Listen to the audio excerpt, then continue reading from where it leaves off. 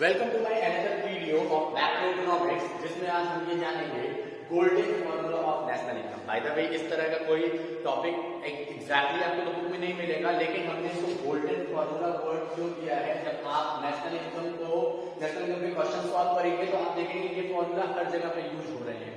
कहीं ना कहीं आपको ये फॉर्मूला नेशनल इनकम निकालने में बहुत ही हेल्पफुल है, इसीलिए मैंने इसको क्या नाम दिया golden formula of national income, जिसमें सबसे पहला है आपका ग्रॉस और नेट। ये जो दो वर्ड है, इसको तो मैंने ग्रॉस और नेट ही लिखा है सिर्फ, लेकिन इसको हम कहते क्या है, gross investment and net investment. Gross investment and net investment. Investment पहले, सबसे पहले ये जो इन्वेस्टमेंट वर्ड मैं यूज कर रहा हूं, इसका मतलब क्या है। इन्वेस्टमेंट का मतलब होता है एडिशन इन कैपिटल स्टॉक। भाई, आपका जो कैपिटल स्टॉक है, आपने जो एसेट वगैरह बना करके रखा हुआ है, उसमें अगर एडिशन हो रहा है, addition of stock in the capital, वो क्या हो जाता है, आपका इन्वेस्टमेंट हो जा रहा है, उसे क्या कहते हैं, इन्वेस्टमेंट कहते हैं। नाउ व्हेन यू विल कम, अब यहां पर ये जो ग्रॉस इन्वेस्टमेंट है और नेट इन्वेस्टमेंट है, ये किसे कहते हैं। तो ग्रॉस इन्वेस्टमेंट का मतलब ये होता है कि ऐसा इन्वेस्टमेंट जो डेप्रिसिएशन के पहले, right, value of the asset before considering depreciation is known as gross investment। और net investment क्या होता है, the value of investment after consideration of depreciation।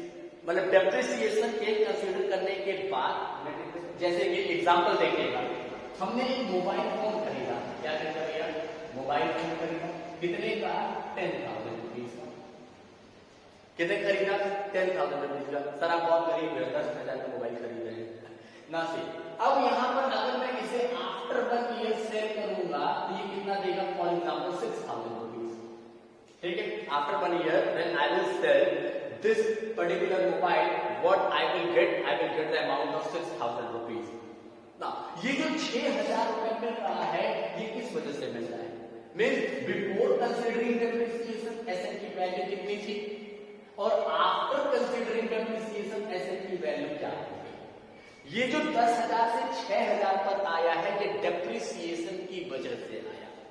किसकी वजह से आया, डेप्रिसिएशन की वजह से आया। ठीक है, तो यहां पर before considering depreciation 10,000 will be gross value and 6,000 will be net value. 6,000 क्या हो जाएगा आपका, नेट वैल्यू। और ये जो ग्रॉस से नेट पर आया है, ये आया है आपका डेप्रिसिएशन की वजह से। किसकी वजह से आया, डेप्रिसिएशन की वजह से। Then gross value and net value. तो ग्रॉस से नेट पर जो आने का फॉर्मूला होता है, वो क्या होता है आपका, ग्रॉस से हम नेट पर आए तो हमें कितना मिला, डेप्रिसिएशन की वजह से आए। और depreciation, what are the causes of depreciation. सबसे पहले डेप्रिसिएशन वर्ड होता क्या है, डेप्रिसिएशन का मतलब होता है fall in the value of asset due to normal use and passage of time. भाई, हमारे जो स्टॉक की वैल्यू, हमारे जो एसेट की वैल्यू है, डिक्रीज हो गई नॉर्मल यूज की वजह से, उसे हम क्या कहते हैं, डेप्रिसिएशन कहते हैं। और डेप्रिसिएशन के लगने के क्या चार्जेस होते हैं, भाई रीजंस क्या होते हैं, डेप्रिसिएशन के लगने के रीजंस होते हैं, फर्स्ट वन है normal tear and wear. Normal tear and wear charges. Normal tear and wear मतलब अगर आप नॉर्मली अपने एसेट को यूज कर रहे हैं, तो यूज करने के जो चार्जेस है वो घट करके आपको कितना आ गया, 6,000। ठीक है, तो normal tear and wear reason of the depreciation. दूसरा क्या हो जाएगा,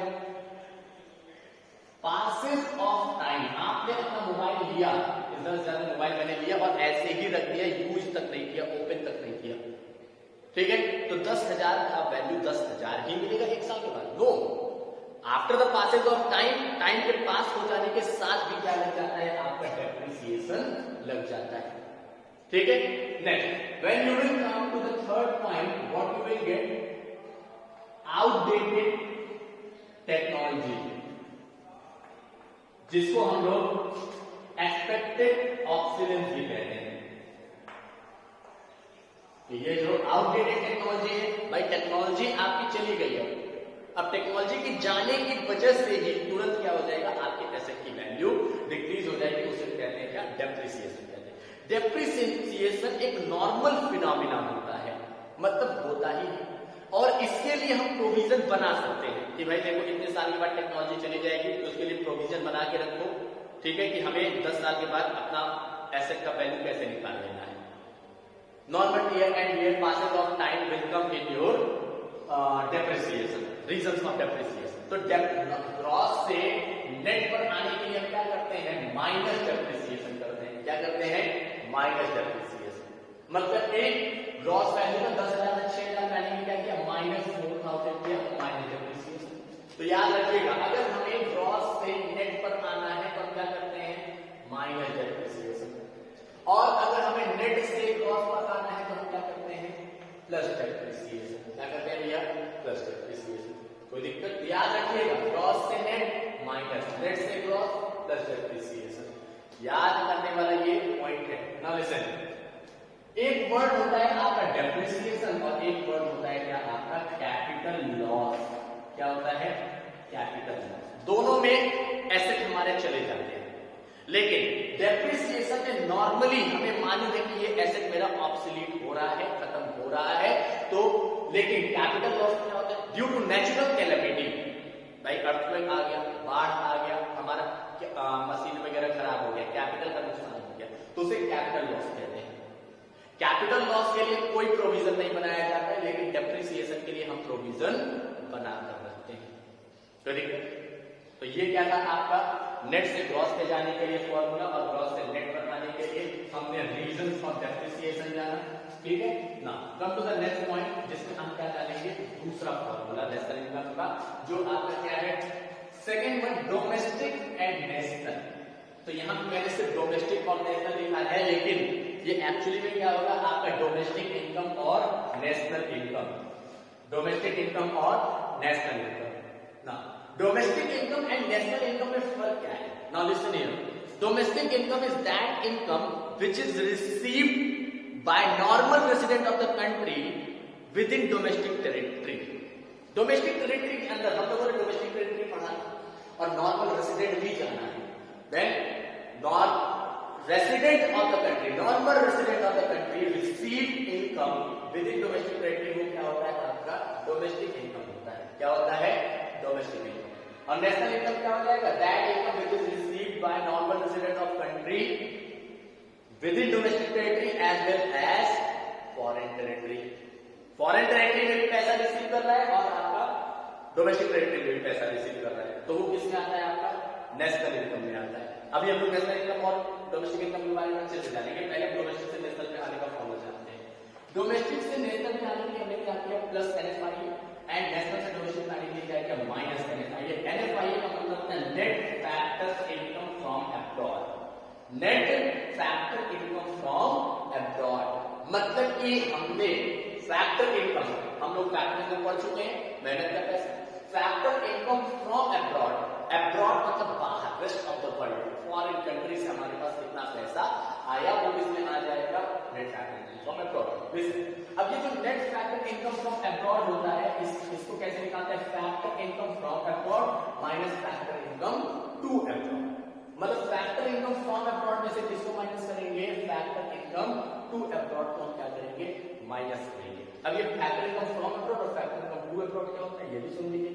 तो फैक्टर इनकम फ्रॉम अब्रॉड का मतलब होता है आपका कि हमारे यहाँ की जो resident of the country, normal resident of the country when move to another country for earning के लिए बाहर चले गए और वहां से जो पैसा लेकर के हमारी कंट्री में आते हैं उसे क्या कहते हैं, फैक्टर इनकम फ्रॉम अब्रॉड। में से हम माइनस करेंगे क्या, factor income to abroad. Means हमारी कंट्री में भी तो फॉरेनर्स रहते होंगे ना, जो यहाँ पर काम करते होंगे और अपनी कंट्री पैसा लेकर चले जाते होंगे, तो ये किसमें आता है, आपका फैक्टर इनकम टू अब्रॉड में आता है। नॉर्मल रेसिडेंट बाहर की कंट्री से पैसा लेके आए तो वो क्या है, फैक्टर इनकम फ्रॉम अब्रॉड। हमारी कंट्री से पैसा लेके बाहर चले गए, फैक्टर इनकम टू अब्रॉड। तो जब आप फैक्टर इनकम फ्रॉम अब्रॉड में से factor income to abroad minus करेंगे तो क्या आ जाएगा, net factor income from abroad. और यही net factor income from abroad, when you will add this net factor income from abroad in the domestic income, what you will get, national income। और national income से domestic income पर आने के लिए क्या करते हैं, net factor income from abroad को माइनस करते हैं। आ रही बात समझ में? तो देखिए, तो यहाँ पे अब NFIA के लिए हम एक चीज जानेंगे।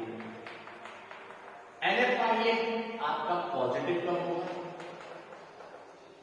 NFIA आपका जीरो कब होगा, और NFIA आपका नेगेटिव कब होगा। NFIA net factor income from abroad. देखो, factor income from abroad minus factor income to abroad. अगर फैक्टर इनकम फ्रॉम अब्रॉड मतलब बाहर की कंट्री से कितना पैसा लेकर के आए, 100, ठीक है, फॉर एग्जाम्पल 100 रुपीज लेकर के आए, और हमारे यहां से जो फॉरेनर्स काम कर रहे हैं वो अपनी कंट्री में कितना लेकर के चले गए, 80 rupees. Then this is factor income from abroad, this is factor income to abroad. Minus करेंगे factor income from abroad, this is factor income to abroad. ये कर रहे हैं ना, factor income from abroad minus factor income to abroad. What you will get, positive net factor income from abroad. तो net factor income from abroad positive कब होगा, when factor income from abroad will be higher than factor income to abroad। ठीक है, जब factor income from abroad ज्यादा होगा factor income to abroad से, मतलब हम बाहर की कंट्री से पैसा ला तो ज्यादा रहे लेकिन हमारी कंट्री से पैसा अदर कंट्री में कम जा रहा है, तो क्या हो जाएगा, आपका positive net factor income from abroad देता है। ठीक है, when net factor income from abroad zero, भाई हमने जितना लाया उतना ही चला गया, तो माइनस से क्या आ गया, जीरो। ठीक है, तो यहां पर net factor income from abroad zero कब होगा, when factor income from abroad will be equals to factor income to abroad. ठीक, नेगेटिव कब होगा, when factor income from abroad 80 लाए और 100 चला गया, तो कितना आया, -20। कितना आया भैया, -20। When factor income from abroad will be less than factor income to abroad. ठीक है, when factor income from abroad will be less than factor income to abroad, then what you will get, negative net factor income from abroad। कोई दिक्कत? तो net factor income from abroad क्या होता है, कैसे आता है, और उसको जब हम प्लस करते हैं डोमेस्टिक इनकम में तो हमारे पास क्या आता है, नेशनल इनकम आता है, और जब उसको माइनस करते हैं नेशनल इनकम में से क्या आ जाता है, डोमेस्टिक इनकम। इससे इस पर जाने के लिए प्लस और नेशनल से डोमेस्टिक आने के लिए माइनस करते हैं। Now come to the third formula of national income. जितनी भी चीजें इंपॉर्टेंट है उसको अपनी कॉपी में नोट करते रहिए ना। थर्ड वन है factor cost and market price. When you will come from factor cost and market price, तो फैक्टर कॉस्ट क्या होता है, फैक्टर कॉस्ट फैक्टर पेमेंट को कहा जाता है। फैक्टर पेमेंट किस फॉर्म में होता है, rent, wages, interest and profit. ये बताया हूं ना सर्कुलर फ्लो ऑफ इनकम में। तो भाई किसी भी प्रोडक्ट को प्रोड्यूस करने पर जितना भी खर्च आ जाता है, मतलब कि प्रोडक्ट का जो आपका ग्रॉस कॉस्ट होता है उसे क्या कहते हैं, फैक्टर कॉस्ट होता है। और मार्केट प्राइस मतलब मार्केट में आने के बाद उसकी फाइनल वैल्यू क्या होती है, उसे क्या कहा जाता है, उसे कहा जाता है मार्केट प्राइस। जैसे फॉर एग्जाम्पल इस डस्टर को हमने लिया, इस डस्टर में क्या लिखा हुआ है, ₹50 ब्रैकेट में लिखा है inclusive of all taxes. Inclusive of all taxes मतलब एमआरपी दे दिया, इंक्लूसिव ऑफ ऑल टैक्सेस, सारे टैक्सेस को इंक्लूड करने के बाद। तो ये क्या हो जाएगा आपका फैक्टर कॉस्ट से अगर मार्केट प्राइस बताना है तो हम क्या करते हैं, plus net indirect taxes. NIT है ना, ये जो एनआईटी वर्ड है इसका मतलब क्या होता है, नेट इनडायरेक्ट टैक्सेस। अब ये इनडायरेक्ट टैक्सेस क्या होता है, इनडायरेक्ट टैक्सेस का मतलब those taxes which is imposed by government on production of goods and services। मतलब गुड्स पर इनडायरेक्ट वे में गवर्नमेंट क्या करती है, कंज्यूमर्स को रिसीव करती है। The burden of which shifted on the shoulder of other, ऐसा बर्डन टैक्स का जिसको हम किसी और पे शिफ्ट कर देते हैं। जैसे कि अगर हम कोई मोबाइल फोन लेकर के आए हैं 10,000 रुपए का, उस पर 2,000 रुपए टैक्स लगा है, तो 8,000 मोबाइल की वैल्यू, 2,000 टैक्स। तो अगर हम उसको बेच रहे हैं किसी को, तो क्या हम 8,000 में बेचेंगे, नहीं ना, 10,000 में बेचेंगे, तो टैक्स आप हमें दो। अब टैक्स का बर्डन ऊपर शिफ्ट हो गया, वो किसी और को बेचेगा तो वो टैक्स का बर्डन किसी और पर शिफ्ट करेगा, तो उसे क्या कहते हैं, इनडायरेक्ट टैक्सेस कहते हैं। सब्सिडीज क्या होता है, that financial assistance given by the government to the enterprise for production of goods and services. किसी सर्टेन गुड्स की प्रोडक्शन के लिए गवर्नमेंट क्या करती है, फर्म को सब्सिडी देती है कि आप प्रोडक्शन खुद करिए, क्योंकि ये बेसिक चीज है, जैसे कि एलपीजी, ठीक है, तो उसमें क्या कहती है गवर्नमेंट सब्सिडी देती है। तो यहाँ पर इनडायरेक्ट टैक्सेस में से जब आप सब्सिडीज को माइनस करेंगे तो क्या आ जाएगा, नेट इनडायरेक्ट टैक्सेस आ जाएगा। क्या आ जाएगा, नेट इनडायरेक्ट टैक्सेस। ठीक, जैसे कि अगर इस डस्टर की ही कॉस्ट कितनी थी, 40 रुपए, गवर्नमेंट ने इस पर 10 रुपए क्या लगा दिया, टैक्स लगा दिया, अभी टैक्सेस के बाद कितने हो गए 50। तो मतलब कि ये फैक्टर कॉस्ट और ये क्या हो गया मार्केट प्राइस। तो फैक्टर कॉस्ट में एनआईटी को ऐड करेंगे तो मार्केट प्राइस आएगा और मार्केट प्राइस में से एनआईटी को माइनस करेंगे तो क्या आ जाएगा फैक्टर कॉस्ट आ जाएगा। ठीक है, तो देखिए अब यहां पर एनआईटी से रिलेटेड क्वेश्चन पूछेगा कि एनआईटी आपका कब पॉजिटिव होगा, एनआईटी कब आपका when NIT will be 0 and when NIT will be negative. तो यहां पर NIT will be positive, NIT positive कब होगा when indirect taxes will be higher than subsidy. भाई इनडायरेक्ट टैक्सेस 40 लगा, सब्सिडी 10 का मिला, what you will get 30। NIT positive आया ना, means when indirect taxes will be higher than subsidy.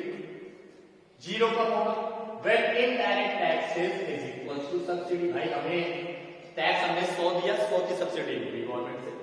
Negative कब होगा when indirect taxes will be less than subsidies। तो ये क्या हो जाएगा आपका एनआईटी नेगेटिव हो जाता है। ये जो 3 फॉर्मूले मैंने बताए हैं ग्रॉस से नेट पे जाने का, डोमेस्टिक से नेशनल पे जाने का, फैक्टर कॉस्ट से मार्केट प्राइस पे जाने का, इसको लिख लीजिए, बहुत ही इंपॉर्टेंट फॉर्मूला है।